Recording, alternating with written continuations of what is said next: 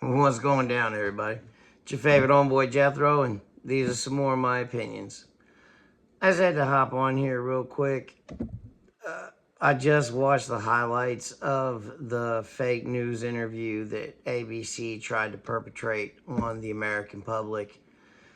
And I just want to say thank you, Mr. President, for not putting up with that Jagoff's bullshit for any amount of time and calling him out on it. And the icing on the cake for me was when President Trump is trying to explain to him that the guy has MS-13 tattooed on his knuckles.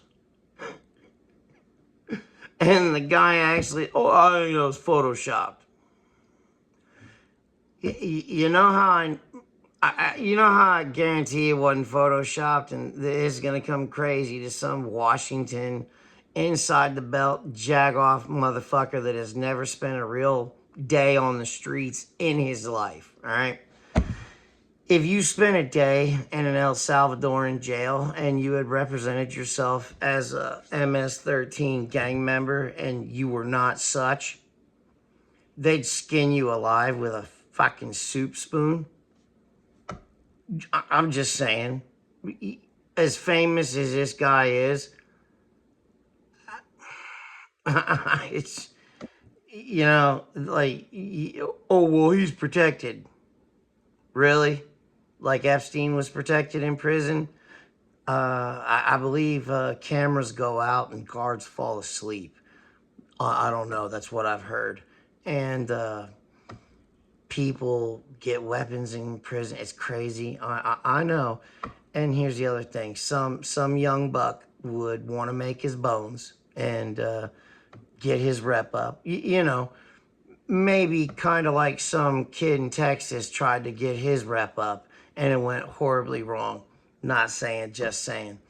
But that guy would have a target the size of a, the biggest bullseye you could imagine. You're going to be famous. You squack this guy out. So, but the whole interview was just a joke. I mean, the fact that, and then Trump, you're fake news. You're a joke. What do you mean? You don't, the MS-13. I mean, it could be interpreted. It could be interpreted that way. I guess like a guy with a dick could be interpreted as a woman. Like, you people are fucking ridiculous. We're done with you. We're done with you. And if this offends you, like, I don't know what to tell you. Like, this is, sorry, mosquitoes this time of year. But I mean, what do you want us normal folks to do? Like, I'm polite. You want me to call you whatever, that's fine. But if you got the twig and berries, you don't change in front of children that don't have twiggins and berries. That's just it. Right?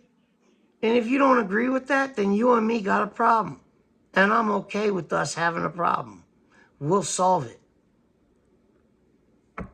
Check on my DJ. He will revolve it. Ice, me. Yeah, I'm from that generation. And anyone who wants to say you're an acist or an igot or any kind of craziness, it's like, dude, I remember Monday nights growing up. I couldn't wait for the Fresh Prince of Bel-Air to come on. And never once did I think to myself, wow, that's a black family that has a butler, and that couldn't be. Like, man, it just never crossed my mind. And there's a lot of guys and a lot of gals that are my age that thought just the same way. And this Vietnam era, hate everybody that, is for the man and blah, blah, blah, like that. It's not 1963 anymore, okay? If you work for it, you can get it in this country. Anyone can. Like, come on, we put President Obama in twice. It's crazy to think that this country isn't in a better place than it was in the 1950s. But you wonder why people like ABC, NBC, CBS, MSNBC, The View, like, do you want to know why we all laugh at you? Because a guy literally thought he could sit in front of Donald Trump and tell him that a guy with an MS-13 tattooed on his knuckles is not necessarily an MS-13 gang member. Like, there's some trash cans that need emptying, homie. That with your intellect on this scenario, that seems like, and there's nothing wrong with emptying trash. That's not what I'm saying. It's just the guy who's interviewing the president of the United States should probably be a little more qualified than emptying a trash can. That's all I'm saying. Like, it's just ridiculous. This whole last 20 years has been an episode of The Emperor's New Clothes. And just, we're not falling for it anymore. And you can try to cancel us and hate us, and it just, we're tired of it. And we're calling balls and strikes again like they're balls and strikes. That's it. I mean, look at what our president has done for inflation and immigration. Y'all can scream all you want. It's not like this was a secret. He went around the country screaming this from the hilltops. This is what he's gonna do. And you know, like, I think it's real. Three people tried to cross the border last month. That's right. I wonder why that is. It's kind of like the cartels and crooked cops and crooked politicians and crooked everybody else all the way to DC was maybe making money off the fact that 20 million people came into this country in 4 years at about $10,000 a pop at a minimum. But I'm crazy. Me and the rest of us, we're just fucking crazy. We don't know what we're talking about. Yeah. And MS-13 doesn't stand for MS-13. Like I said, leave a comment if you think I'm crazy, but anyone who's watched my videos, you know I'm more sane now than I have been in the last 20 years. So let's talk about it. So I saw the highlights and I couldn't believe it. I couldn't believe that an actual, like, you stand in a room of other journalists and you made the argument that MS-13 doesn't actually stand for MS-13. Like, who are you fucking kidding?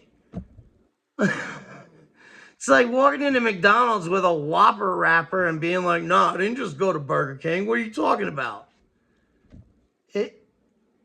It's insanity. It's absolute insanity. Like, anyone who's watched my videos knows, like, insanity has been part of my life, along with drug abuse and all kinds of other things. And like I said, I've got about 5+ years in medically assisted recovery, like, really, like 7 good years. I've had a few slip ups. It's been so long I can't even remember the dates, but with the love of my family and my wife, I was able to put my life back together. And I've got acreage in Kentucky that I stroll through some days at sundown, and I can't believe that it's mine and that I'm alive and I'm here to enjoy it. They're putting that crazy fentanyl shit on everything, from the fake pills to they're spraying it on marijuana. I mean, it's so devious. I can't even. You go to Vancouver or San Francisco or Portland, and you see people just bent over like zombies, zonked out of their minds. Again, I don't think prison terms are the way to go. I think they should legalize, tax, and give everybody pharmaceutical grade, so at least you wouldn't have the overdoses because they'd have a safe place to use. how many of our brothers, sisters, kids, wives, husbands, I mean, dude, so many people have died over this because of what a certain family that rhymes with Ackler, put out into the world. And sorry, I take it personally because y'all, like, I'm one of the people y'all tried to kill for money. It's horrible. But y'all don't have to live like that. There's you can get help. If you can quit cold turkey, do it. Get some help. I don't advise doing it by yourself. I tried dozens of times and I couldn't do it. And I'm now in medically assisted recovery, and I'm me again. And my dosage, I've gone down every year that I've been in it, and I hope one day I can be off it. But you know what? If I'm on this for the rest of my life till the day I die, it's okay, because the person I am today, it's been a really tough 4 months in my personal life. But you know what? I've dealt with it like an adult, and I I will never go back to being the slave that I was. Life comes, your choices have consequences, and I'm just so thankful that I'm here today, and I can try to make tomorrow a better day. And I know, like I said, like 15 years in active addiction, you say 350 a year. 10 years is 3,500 days, another 1,750. So, almost 5,000 days of waking up every day and wishing, A, that I hadn't woken up, and that B, I hope I don't fail today, but I did. And I get it, man. You get in that tunnel of, it's been 3 months, 6 months, every day using. And it's like, how do I get out of this? How do I stop? Because waking up tomorrow morning without something to make me normal is it's the most terrible. Like, why do people not feed their kids, but they got to feed their addiction? Yeah, unless you're going through it, please don't judge it. And I know it's easy to hate the addiction, but not the person, because the person that you love, your family member, they're in there. They're just, the person that's walking, talking, and looking like them is a drug addicted demon, because it was that person. And he said the worst day of my life was when my parents told me, like, they needed their house key back because I was going to steal from them every time I came in the house. And it's because I stole from them every time I came in the house, because I was an addict. I have to feed this addiction no matter what. It's like you haven't sunk low until you've watched your mother, your sister, and your wife all hide their purse at a family function you have to be at. It's so,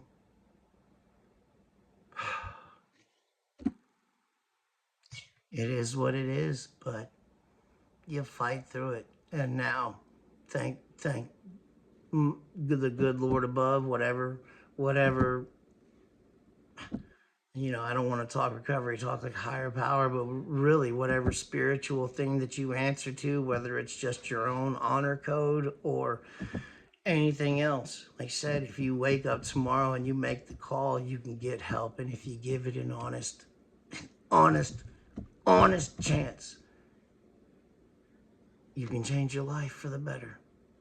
I'm living proof. So I love y'all. This is Jethro. Y'all be good or be good at it. And we'll talk to you later.